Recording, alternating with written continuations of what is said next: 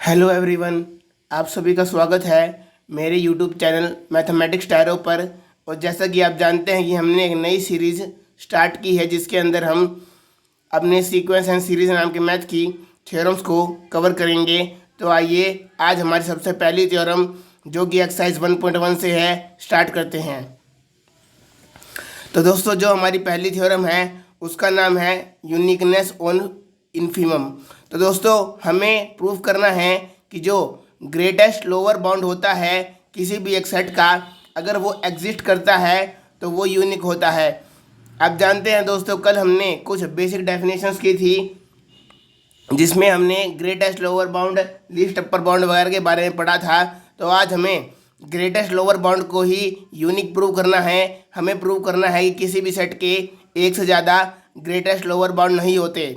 अब दोस्तों आपको एक चीज़ याद रखनी है, जब भी हमें कोई चीज़ यूनिक प्रूव करनी होती है तब हम उस चीज़ को कॉन्ट्राडिक्शन के मेथड से प्रूव करते हैं। यानी हम मान लेते हैं कि वो चीज़ एक ना होकर दो हैं और लास्ट में उन दोनों चीज़ों को हम इक्वल दिखा के ये प्रूव कर देते हैं कि वो चीज़ यूनिक है। तो जब भी आपको यूनिक वर्ड दिखाई दे वहाँ पर आपको हमेशा दो चीज़ें लेट कर लेनी है और उन दोनों चीज़ों को लास्ट में एक ही दिखा देना है ताकि वो यूनिक बन जाए। तो आइए दोस्तों शुरू करते हैं। तो क्योंकि हमें यहाँ पर ग्रेटेस्ट लोअर बाउंड यानी इन्फीमम को यूनिक दिखाना है तो मैं लेट कर लेता हूँ एल और एल डैश नाम के मेरे पास दो डिफरेंट इन्फीमम हैं, यानी ये दोनों अलग अलग वैल्यू पे हैं और इनकी वैल्यू बिल्कुल भी सेम नहीं है। तो दोस्तों हमने लेट कर लिया, let L and L dash be two different infimum of a non empty set S. Non empty क्यों लिया दोस्तों? क्योंकि हम जानते हैं यदि हमें किसी भी ऑपरेशन को प्रूव करना है तो हमें एक सेट कंसीडर करना पड़ेगा और वो नॉन एम्प्टी ही होना चाहिए, जैसा कि मैंने आपको कल बताया था। अब दोस्तों क्योंकि मैंने एल और एल डैश को इन्फीमम माना है और कल मैंने आपको बताया था कि जो हमारा ग्रेटेस्ट लोअर बाउंड होता है उसकी दो कंडीशन होती है। एक तो वो हमारा लोअर बाउंड होता है क्योंकि उसकी नाम के अंदर ही ग्रेटेस्ट लोअर बाउंड है, तो लोअर बाउंड होना लाजमी है दोस्तों। और ग्रेटेस्ट का मतलब क्या होता है, ये दूसरी वाली कंडीशन कि अगर कोई और लोअर बाउंड एग्जिस्ट करे तो जो हमारा ग्रेटेस्ट लोअर बाउंड होगा वो उस दूसरे लोअर बाउंड से हमेशा या तो बड़ा होगा या इक्वल होगा। तो दोस्तों हम ये डेफिनेशन बिल्कुल एज इट इज़ यहाँ पे अप्लाई कर देंगे। दोस्तों आप याद रखिए जब भी आप थ्योरम को प्रूव करते हो तो जो भी आपको चीज़ गिवन हो उसकी डेफिनेशन हमेशा ज़रूर याद रखें। डेफिनेशन अगर आप लगा देंगे वहाँ पर तो आपका आधे से ज़्यादा काम तो वैसे ही हो जाएगा। तो दोस्तों मैंने वही चीज़ की है, क्योंकि हमें यहाँ पर प्रूफ में दिखाया गया है कि हमें दो इन्फीमम लेट किए हैं तो दोनों दोस्तों क्या होंगे, L L L dash both are lower bound of S, जो मैंने इस लाइन से लिख दिया। अब दोस्तों मैंने केस 1 मान लिया जिसके अंदर मैंने कहा कि मेरा एल है वो इन्फीमम है, वो मैंने इसी लाइन से उठाया है कि दोस्तों मैंने यहाँ पर लिख दिया as L is infimum of set S. तो दोस्तों इन्फीमम है तो उसके ऊपर ये वाली कंडीशन और ये वाली कंडीशन अप्लाई हो जाएगी। तो दोस्तों पहली वाली कंडीशन तो मैंने ऊपर वाली लाइन में दिखाई दी है, तो सेकंड कंडीशन को मैं इस लाइन में दिखा दूंगा जहाँ पर हम इस चीज़ को यहाँ पर जो ये हम प्रूव करते हैं कि L is lower bound of S, उससे दोस्तों हमें ये पता चलता है ना, जैसा कि मैंने आपको लोअर बाउंड की डेफिनेशन बताई थी कि लोअर बाउंड क्या होता है। लोअर बाउंड हमारा इस केस में मिलता है जब हमारा सेट होता है बाउंडेड बिलो का। तो दोस्तों यहाँ पर लोअर बाउंड आता है और यहाँ पर सेट के सभी एलिमेंट आते हैं। ये वाली डेफिनेशन मैंने एज इट इज़ लगा दी है दोस्तों। यहाँ मैंने लिख दिया है एल इज लेस देन और equal to X for all X belongs to S, जो हमारी किसकी डेफिनेशन है दोस्तों, लोअर बाउंड की डेफिनेशन है, जिसका हमें जो हमारा हेल्पफुल है वो हमारे बाउंडेड बिलो सेट के लिए प्रूफ किया गया था हमने कल के लेक्चर में। तो दोस्तों और दूसरी जो बात है, क्योंकि यहाँ पर एल हमारा इन्फीमम है और एल डैश हमारा लोअर बाउंड है ना दोस्तों, जो मैंने यहाँ पर ऊपर वाली लाइन में दिखाया है। तो दोस्तों जो हमारी दूसरी डेफिनेशन है इसके अनुसार मैं लिख सकता हूँ कि L is greater than equal to L dash, क्योंकि दोस्तों यहाँ पर मैंने एल को इन्फीमम माना है जो हमारा ऊपर गिवन है, जो हमने लेट किया है, और दूसरी लाइन में हमने यहाँ पर दिखा दिया कि एल डैश हमारा लोअर बाउंड भी है। तो इन्फीमम होने के नाते एल हमारा हमेशा ग्रेटर होगा या इक्वल होगा एल डैश के। इसी तरह दोस्तों हमने केस 2 लिया, केस 2 में हमने अब एल डैश को दिखा दिया, क्योंकि दोस्तों एल डैश भी तो हमारा इन्फीमम है ना, तो मैंने लिख दिया as L dash is infimum of set S. Therefore पहली कंडीशन लगाई दोस्तों जो कहाँ से आई, बाउंडेड बिलो सेट की कंडीशन से, जहाँ पर हम दिखाते हैं कि जो हमारे सेट के सभी एलिमेंट्स हैं वो क्या है, लोअर बाउंड से हमेशा बड़े हैं या इक्वल है। ठीक है दोस्तों, तो मैंने यहाँ पर लिख दिया कि L dash is less than equal to X, जो हमारी लोअर बाउंड की कंडीशन होती है, और जो हमारी इन्फीमम की दूसरी कंडीशन होती है उसको मैंने यहाँ पर दिखा दिया कि L dash is greater than equal to L. ठीक है दोस्तों, क्योंकि ये हमने ऐसे दिखाया क्योंकि एल डैश हमारा इन्फीमम है और इस लाइन के अकॉर्डिंग एल हमारा दोस्तों क्या है, लोअर बाउंड। तो जब भी हमारा कोई और लोअर बाउंड एग्जिस्ट करेगा तो इन्फीमम हमेशा उससे बड़ा होगा। अब दोस्तों आप इस इक्वेशन को और इस इक्वेशन को ध्यान से देखिए। यहाँ पर तो दिखाया गया है L is greater than equal to L dash, और यहाँ पे दिखाया गया है L dash is greater than equal to L dash. तो दोस्तों इन दोनों इक्वेशन में क्या सिमिलरिटी है, ये देखिए दोस्तों, इन दोनों इक्वेशन में ही इज इक्वल टू का साइन है। और अगर ये दोनों इक्वेशन ट्रू है, यानी ये दोनों इक्वेशन हमारे क्वेश्चन को प्रूव करने के लिए सही सिद्ध की गई हैं, तो दोस्तों यहाँ से हमें मिलता है कि ये दोनों आपस में इक्वल कब होंगी, जब एल और एल डैश आपस में इक्वल होंगे। क्योंकि दोस्तों देखिए यहाँ पर तो एल बड़ा था, यहाँ पर एल डैश बड़ा है, तो ये वाला साइन तो नेगलेक्ट हो गया इनइक्वालिटी का, तो इक्वल का साइन बचा बस। तो इक्वल के साइन को हम कंसीडर कर लेंगे इन दोनों इक्वेशन के ट्रू होने के लिए। तो इस दोनों इक्वेशन से हमारी ये वाली कंडीशन आ गई। इन दोनों चीज़ों से हमें क्या पता चला दोस्तों कि ये दोनों डिफरेंट ना होकर, जो कि हमने लेट किया था शुरू में कि ये दोनों डिफरेंट ना होकर एक इक्वल ही हैं। तो यहाँ पर दोस्तों हमारी कंट्राडिक्शन अराइज हो गई। कंट्राडिक्शन के अराइज होने से हमें क्या पता चला दोस्तों कि किसी भी एक नॉन एम्प्टी सेट एस के दो डिफरेंट इन्फीमम एग्जिस्ट नहीं कर सकते, उनका एक यूनिक इन्फीमम एग्जिस्ट करेगा। अगर दो इन्फीमम एग्जिस्ट कर गए तो वो दोनों आपस में इक्वल ही होंगे दोस्तों, यानी वो एक ही बन जाएंगे। तो इस प्रकार कह सकते हैं दोस्तों हम कि जो हमारा इन्फीमम होता है किसी भी नॉन एम्प्टी सेट एस का, वो क्या होता है, यूनिक। ऐसे ही दोस्तों हमारी अगली थ्योरम है जिसको यूनिकनेस ऑफ सुप्रीमम नाम दिया गया है। इस थ्योरम को करने से पहले आपकी ये थ्योरम भी बुक के अंदर आती है। तो दोस्तों अगर आपको ये वाली थ्योरम समझ में आ गई तो अब ये थ्योरम अपने आप ट्राई कीजिएगा। अगर आपको ये ना समझ में आए तो मुझे कमेंट करके बताइएगा, मैं इसको भी समझा दूंगा। पर दोस्तों ये वाली थ्योरम बिल्कुल एज इट इज़ ऐसे ही सेम है, बस जो यहाँ पर ये वाली दो कंडीशन है आपको उसका ध्यान रखना है। सुप्रीमम वाली थ्योरम में आपको एक तो बाउंडेड अबोव सेट की कंडीशन का याद रखना पड़ेगा, यानी X is less than equal to upper bound of set. ये वाली कंडीशन दोस्तों आपको कहाँ लगानी है, ये वाली कंडीशन आपको यहाँ पर पॉइंट नंबर 1 के अंदर लगानी है कि you is an upper bound of S. जब यहाँ पॉइंट 1 लिखेंगे आप तो पॉइंट 1 के अंदर आपको दोस्तों ये बाउंडेड अबोव वाली कंडीशन लगानी पड़ेगी। जैसे मैंने इन्फीमम वाले केस में ये वाली कंडीशन कहाँ पे लगाई है, ये वाली कंडीशन मैंने दोस्तों यहाँ पर पॉइंट 1 के अंदर लगाई थी। और दूसरी कंडीशन इसमें जैसे ये वाली लगाई है दोस्तों हमने, वैसे ही आपको यहाँ पर दूसरी कंडीशन ये वाली लगा देनी है जब आप सुप्रीमम वाली थ्योरम को प्रूफ करेंगे। तो दोस्तों ऐसे करके आप यूनिकनेस ऑफ सुप्रीमम भी दिखा देंगे। तो ये हो गई दोस्तों हमारी दो थ्योरम्स। आगे करते हैं हमारी तीसरी थ्योरम। तो दोस्तों तीसरी थ्योरम के अंदर में क्या क्या गया है कि the greatest member of A set if it exist must be the supremum of A set S. अब दोस्तों कल जब हमने बेसिक किया था तो मैंने बिल्कुल लेक्चर के एंड में आपको बताया था कि जो हमारा लीस्ट अपर बाउंड होता है वो क्या हो जाता है दोस्तों, greatest member of A set, अगर वो सेट से बिलोंग कर जाता है।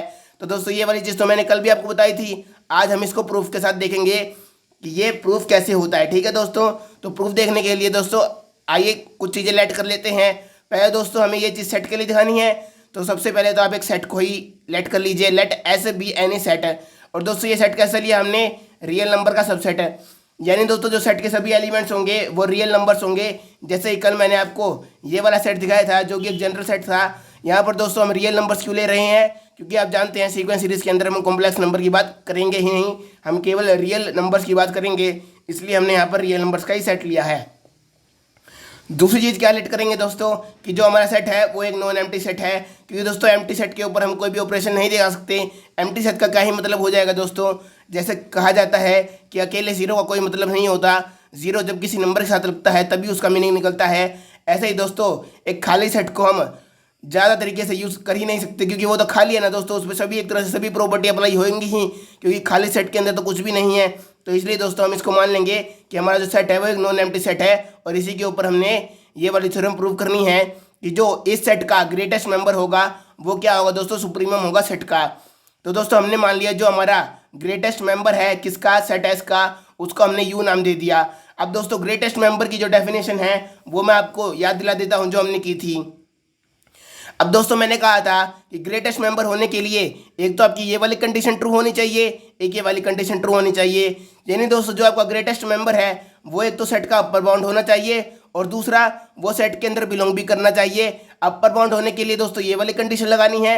इस कंडीशन से हमें क्या पता चलता है दोस्तों कि कोई भी रियल नंबर किसी सेट का अपर बाउंड कब है, वो तब है जब वो सेट के सभी एलिमेंट से या तो बड़ा हो या छोटा हो। जैसा कि यहाँ पर आप K2 को देख सकते हैं, वो सेट के सभी एलिमेंट से या तो बड़ा है या उनके इक्वल है, क्योंकि दोस्तों यहाँ पर x से हमने क्या डिनोट किया है, एलिमेंट ऑफ x, और यहाँ पे हमने दिखाया है for all x belongs to s, यानी s के सभी एलिमेंट्स के लिए ये वाली कंडीशन होल्ड करनी चाहिए। दूसरा, जो हमारा ये रियल नंबर है जिसके लिए ये वाली कंडीशन ट्रू है, वो रियल नंबर हमारे सेट के अंदर भी आना चाहिए।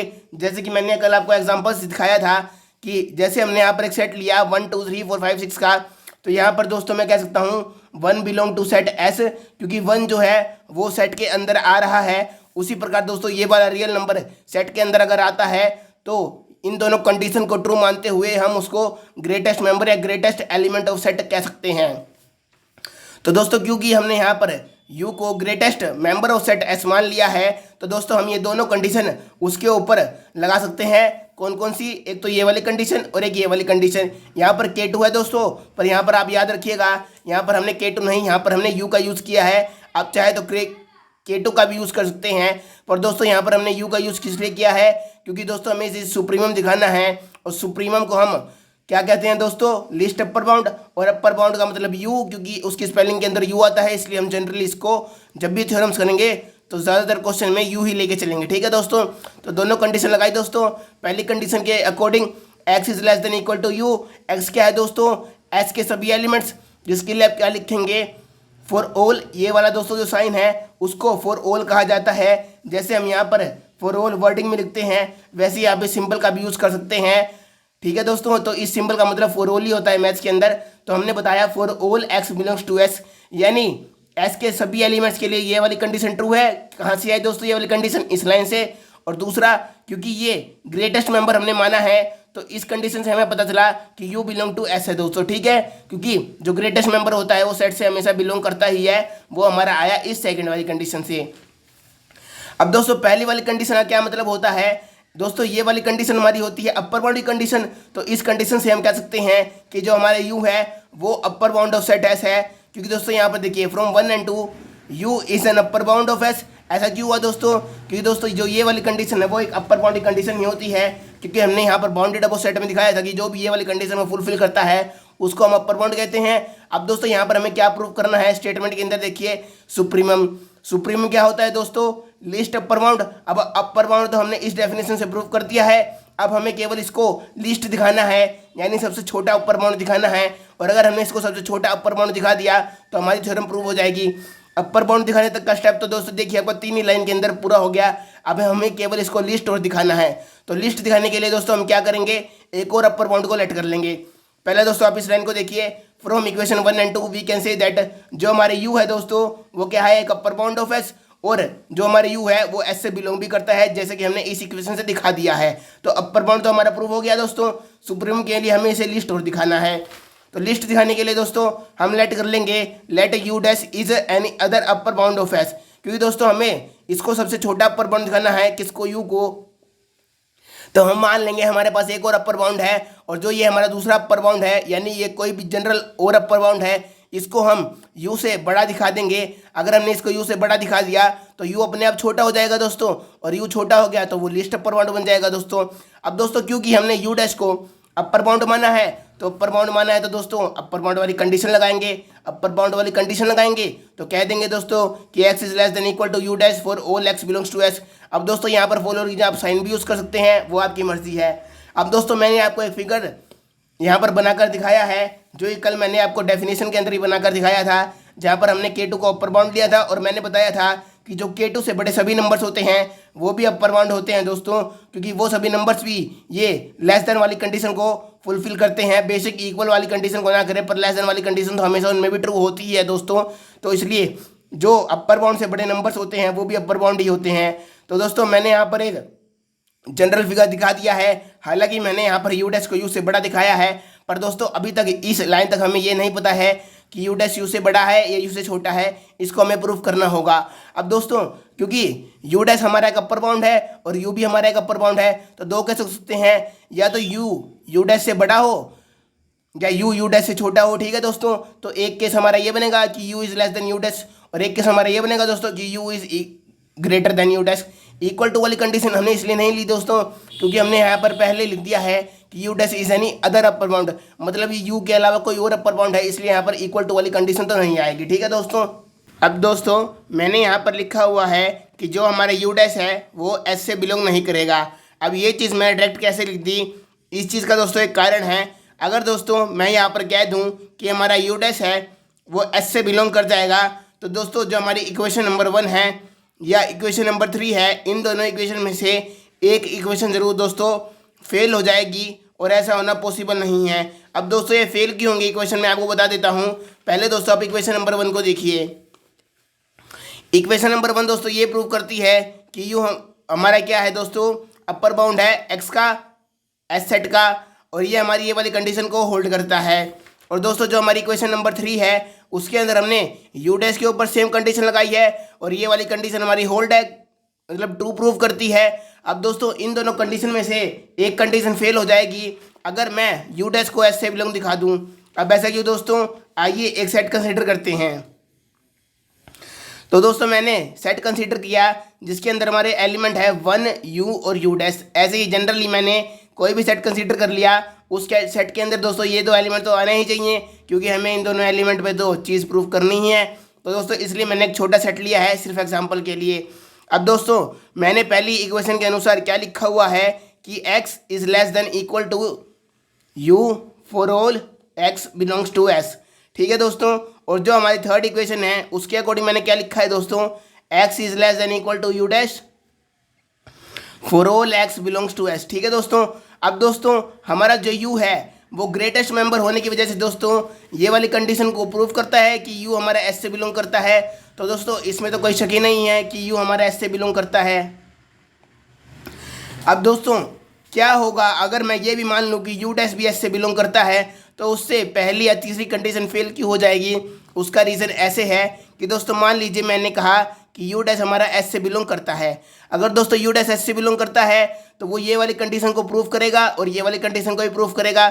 अब दोस्तों आप इस वाली कंडीशन पे ध्यान दीजिए, क्योंकि यू डैश एस से बिलोंग करता है यानी यू डैश एस का ही एक एलिमेंट है, एस का एलिमेंट है, तो जो एक्स की वैल्यू है वो कहीं ना कहीं यू डैश भी है दोस्तों, क्योंकि हमने क्या कहा है for all X belongs to S, यानी वो सभी एलिमेंट्स जो एस से बिलोंग करते हैं वो ये कंडीशन को प्रूव करेंगे।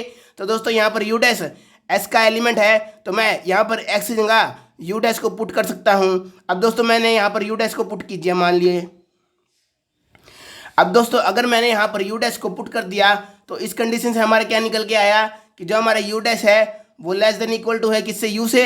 और दोस्तों यहाँ पर भी हमने ये वाली कंडीशन पुट कर सकते हैं। अब दोस्तों इस वाली कंडीशन से आपको क्या पता चला, क्योंकि हमारा यू क्या है दोस्तों ग्रेटेस्ट मेंबर है और जो हमारा यू डैश है वो हमारा एक अपर बाउंड है। अब दोस्तों क्योंकि ये एक अपर बाउंड है तो इस ग्राफ के अनुसार आप देख सकते हैं अगर यू डैश यू से इस कंडीशन के अकॉर्डिंग छोटा हो गया, अगर ये छोटा हो गया तो ये इस तरफ सेट के अंदर लाई करेगा। और हमने दोस्तों जब डेफिनेशंस की थी उसमें कहा था कि ये वाली कंडीशन सभी के लिए प्रूव होनी चाहिए जो भी हमारे अपर बाउंड हो। पर दोस्तों यहाँ पर देखिए यू डैश हमारा अपर बाउंड है, you dash is our upper bound, और वो क्या हो गया दोस्तों छोटा हो गया एक दूसरे नंबर से। और ये भी दोस्तों क्या है एक्स, यानी ये भी एक तो एक्स की वैल्यू है ना दोस्तों, क्योंकि हमने दिखाया एस के अंदर ए बिलोंग करता है। तो यहाँ पर मैं एक तरह से लिख सकता हूँ कि जो हमारा एक्स है वो greater than equal to U dash है। दोस्तों मान लीजिए मैंने यहाँ पर u की जगह x रिप्लेस कर दिया, ये मैं कर सकता हूँ। क्यों कर सकता हूँ, क्योंकि दोस्तों यहाँ पर u एक s का ही एलिमेंट है और s के सभी एलिमेंट्स को हमें x से दिखाते हैं। तो अगर मैं यहाँ पर u की जगह x से रिप्लेस कर दूँ तो दोस्तों हमारी ये वाली कंडीशन आ जाएगी। और ये वाली कंडीशन दोस्तों अपर बाउंड्री कंडीशन को गलत प्रूव कर रही है, जो कि हमारी ये दूसरी कंडीशन है। ठीक है दोस्तों। तो दोस्तों मैंने पहली कंडीशन को लिया, पहली कंडीशन के अंदर अगर मैंने एक्स यू डैश रखा, क्योंकि यू डैश हमारा एस से बिलोंग करता है, तो हमारी ये वाली कंडीशन बन के आई। इस वाली कंडीशन को मैंने रीराइट किया। यहाँ पर दोस्तों दूसरी वाली कंडीशन का यूज़ करने से पहले यू को मैंने एक्स के साथ रिप्लेस कर दिया। ऐसा क्यों किया दोस्तों, क्योंकि दोस्तों यू भी एस के अंदर लाई करता है। वो कहाँ से आया, वो हमारी सेकंड इक्वेशन की मदद से आया, क्योंकि सेकंड इक्वेशन में हमें कहा गया है कि जो हमारा यू है वो एस के अंदर बिलोंग करता है। ऐसा क्यों, क्योंकि यू हमारा ग्रेटेस्ट मेंबर है। तो दोस्तों यहाँ पर पहली इक्वेशन की मदद से मैंने ये वाली इक्वेशन लिखी, इस इक्वेशन के अंदर मैंने यू को एक्स से रिप्लेस किया तो हमारी ये वाली इक्वेशन बन के आई। और ये वाली इक्वेशन दोस्तों इस वाली कंडीशन के बिल्कुल अपोजिट है। यानी दोस्तों ये वाली कंडीशन दोनों कब ट्रू होंगी, जब हमारा u और u डैश इक्वल हो जाएगा। पर दोस्तों हमने तो पहले ही माना है कि u और u डैश इक्वल है ही नहीं। तो दोस्तों ये वाली कंडीशन इस कंडीशन को गलत प्रूफ करती है, पर ये वाली कंडीशन गलत प्रूफ नहीं हो सकती। क्यों नहीं हो सकती? क्योंकि दोस्तों यहाँ पर हमने u डैश को अपर बाउंड माना है, और अपर बाउंड है तो ये वाली कंडीशन तो हमेशा होल्ड होगी ही होगी।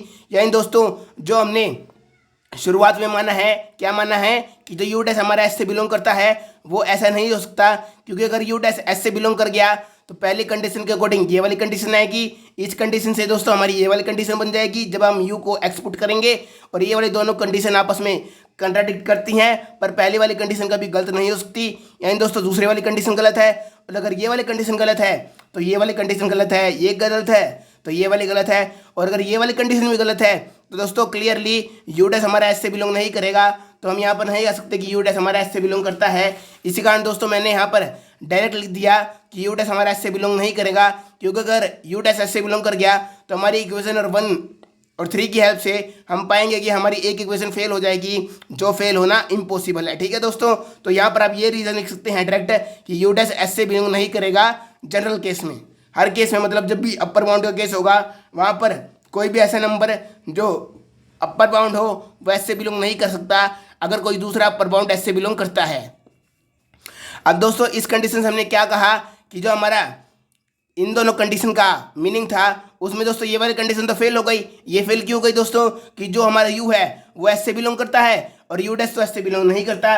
और दोस्तों जब हमने अपर बाउंड की डेफिनेशन पढ़ी थी उसमें हमने कहा था कि अपर बाउंड से केवल बड़े नंबर अपर बाउंड हो सकते हैं, छोटे नंबर अपर बाउंड नहीं हो सकते। तो दोस्तों क्योंकि ये दोनों ही अपर बाउंड है तो क्लियरली दोस्तों इनमें से एक बड़ा होगा एक छोटा होगा।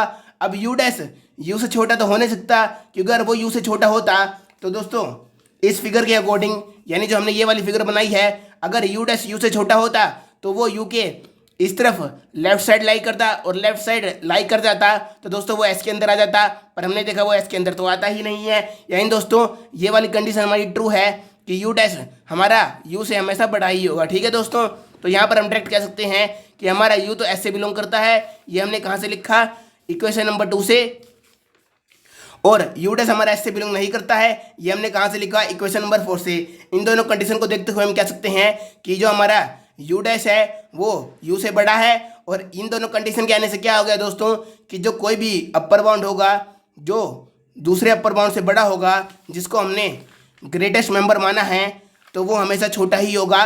और क्योंकि ये सबसे छोटा अपर बाउंड बन गया तो इसको हम कह सकते हैं दोस्तों ये क्या है? हमारा सुप्रीमम यानी लीस्ट अपर बाउंड। क्योंकि हमने दिखा दिया कि अगर हम कोई भी और अपर बाउंड मानेंगे जो ग्रेटेस्ट मेंबर के अलावा अपर बाउंड होगा वो हमेशा बड़ा ही होगा ग्रेटेस्ट मेंबर से। तो ग्रेटेस्ट मेंबर क्या हो गया दोस्तों? Least upper bound. Therefore u is the least upper bound of s। Upper bound वाली कंडीशन कहाँ से आई दोस्तों? अपर वाली कंडीशन आई इस वाली इक्वेशन से। और लिस्ट अपर बाउंड वाली कंडीशन कहाँ से आई दोस्तों? लिस्ट वाली कंडीशन को प्रूव करने के लिए हमने ये सभी स्टेप्स किए हैं। तो दोस्तों आपकी थ्योरम प्रूव हो गई कि greatest member of A set is the supremum of set S. अब दोस्तों इसी थ्योरम के बिल्कुल सेम थ्योरम हमारी बुक में एक और है, जिससे हमें प्रूव करना है कि जो हमारा स्मॉलेस्ट मेंबर ऑफ सेट होता है वो अगर एग्जिस्ट करेगा तो वो इन्फीमम होता है, यानी वो होता है ग्रेटेस्ट लोअर बाउंड। तो दोस्तों इस वाली थ्योरम को आप बिल्कुल इसी तरीके से प्रूव करेंगे। इस वाली थ्योरम को प्रूव करने के लिए आपको ये वाली थ्योरम लगानी पड़ेगी, ये वाली डेफिनेशन, जिसमें हम लिस्ट एलिमेंट की डेफिनेशन लगाते हैं, यानी स्मॉलेस्ट एलिमेंट की, स्मॉलेस्ट मेंबर की। स्मॉलेस्ट मेंबर दोस्तों लिस्ट एलिमेंट को ही कहा जाता है। तो आप उसके अंदर ये लोअर बाउंड कंडीशन लगाएंगे, और दूसरा आप यहाँ पर ग्रेटेस्ट लोअर बाउंड कंडीशन को ये वाली प्रूव करने की ट्राई करेंगे, जिससे आपका ये वाली थ्योरम भी एज इट इज प्रूव हो जाएगी, जैसे मैंने ये वाली थ्योरम प्रूव की है। अगर आप बुक के अंदर इसको पढ़ेंगे तो आपको ये बिल्कुल ईजिली समझ में आ जाएगी।